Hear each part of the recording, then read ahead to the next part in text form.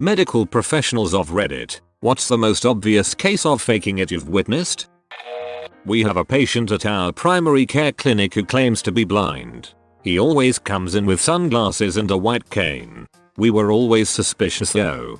Something definitely seemed off. One day someone followed him out of the building. He walked through our nearly empty parking lot and down the street a little ways to a car parked out of view of the clinic. He folded up his cane, got into the driver's seat, merged into traffic and drove away. This might be a stupid question, but what motive do people have for faking illnesses? Insurance fraud, Munchausen syndrome, mental illness, among many others. Munchausen syndrome is a beast. Someone I used to work with may have suffered from it. Her situation was bizarre. She suffered from PTSD from an emotional trauma that she was pretty open about, and she would often say she was autistic, on the spectrum. About a year later she got a dog and decided she wanted to train it to be a service animal. Then she couldn't work without her service animal, so the company had to move her from our food location to a different location. They referred to her dog as an emotional support dog, so she claimed the dog was for her seizures, which she hadn't mentioned before. And last year she started requiring a wheelchair to go anywhere in public. In under 3 years she went from PTSD with some minor episodes, autistic to completely unable to function in a public setting. I saw her about a month ago and she's not in the wheelchair anymore, though. So maybe she's getting better now. She was a nice kid. Called to a bar for a seizure. Waitress says she delivered his bill and he suddenly went to the floor having a seizure. Look over at him, and he's laying there flopping his arms and legs around. As he looks us right in the eye and screams over and over, "I'm having a seizure." We tell him to stand up so we can take him to the ambulance. He doesn't, starts walking to the door. We tell him to hold up. "Gotta pay your bill first." Man, was he pissed at us. Waitress tells us he does this all the time. Well, not today. He still took a ride to the hospital though. The hospital has good egg salad sandwiches. Not quite the same thing, but in the ER. A woman came claiming she was in labor, so got her on her way to L&D. L&D sent her back saying she was faking it and needed to go to the psych ward. Quick physical exam showed that was false, because the baby was crowning. Sent her back to L&D and from what we heard baby was delivered in the hall on the way there. Must have been my local hospital. Dumb fricks refused to actually do their job. They legit put the tachometer on my rib cage side while I was in labor. Refused to check for dilation at all. Discharged me. Water broke before I got out of the room. They tried to tell me I peed myself. Made them check with the strips. OP does that too. Told them I wasn't leaving till I saw doctor. Doctor comes in and checks me and goes, "Yep, water's broke." My mum had a patient who said she had past kidney stones at home and needed painkillers. The lady actually brought in the kidney stones as proof. Patients don't usually do this, and the stones were way bigger than people can pass on their own. My mum sent them to the lab and they came back as geological origin, aka crazy lady picked up small stones from outside to try and get meds. This is my favorite. I can see some first year calling urology like, "Guys, you're not gonna believe this. This lady has volcanic kidney stones." Veterinarian here. For something different. Performed a cruciate repair on a miniature poodle, and of course the dog limped post-op. Came in for radiographs a month later to confirm healing. Looked great, but dog was still limping. 2 months later, the owner was furious that the surgery was a waste of $1,000. Threatened to sue, but on examination and re-radiographing the leg I couldn't find a thing wrong. On a hunch, I asked the owner to leave the dog with me for additional tests that would be of no cost to her. So, she went shopping for an hour. During that time, I set up a video camera to record the dog in the kennel run. The moment the dog didn't hear the owner or the car anymore, boom.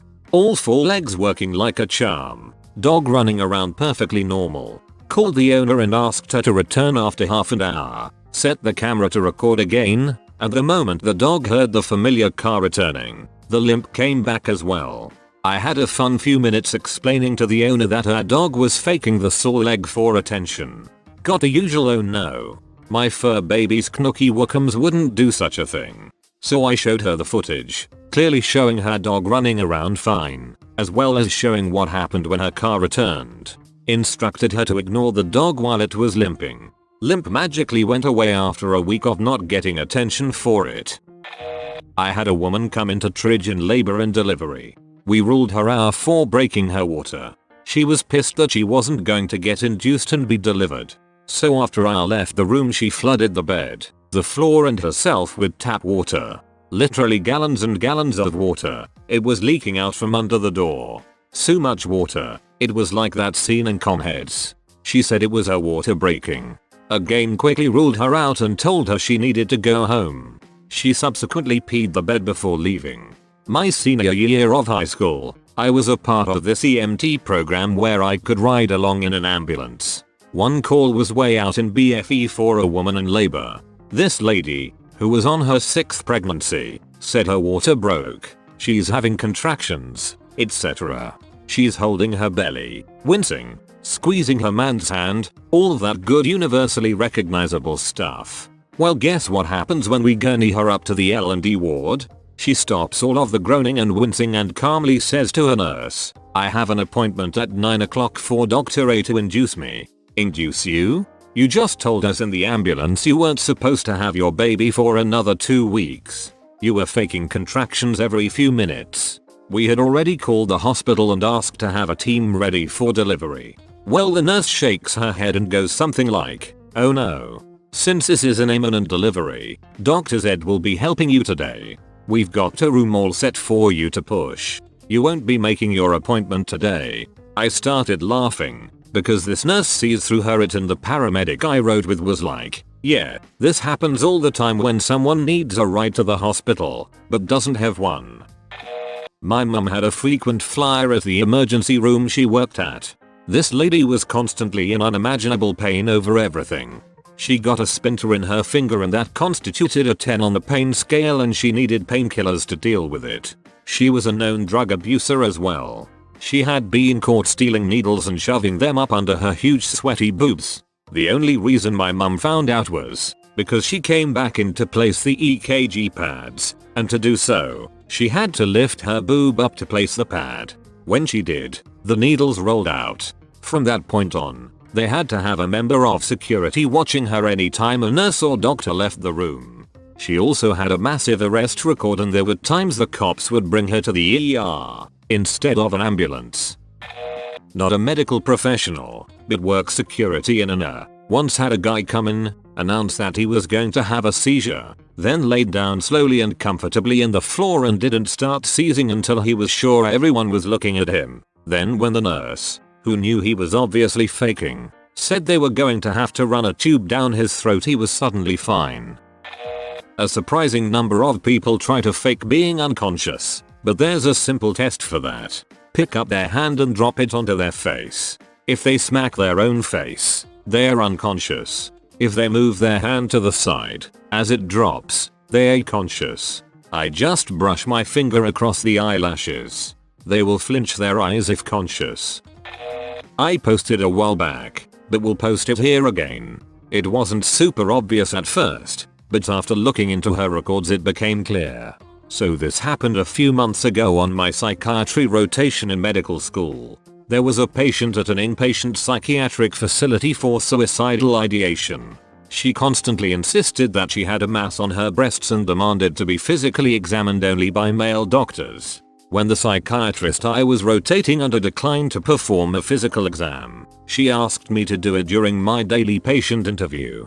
I also declined physical exam, but had a bit of a hunch to check her medical records. It turned out she had an ultrasound done a week before that found only normal breast tissue without masses. However, apparently this lady had frequented many doctors' offices with various complaints of an unspecific nature and would usually focus on breasts or PPL complaints when she visited male physicians' offices. We diagnosed her with factitious disorder, formerly known as Munchausen syndrome, and histrionic personality disorder.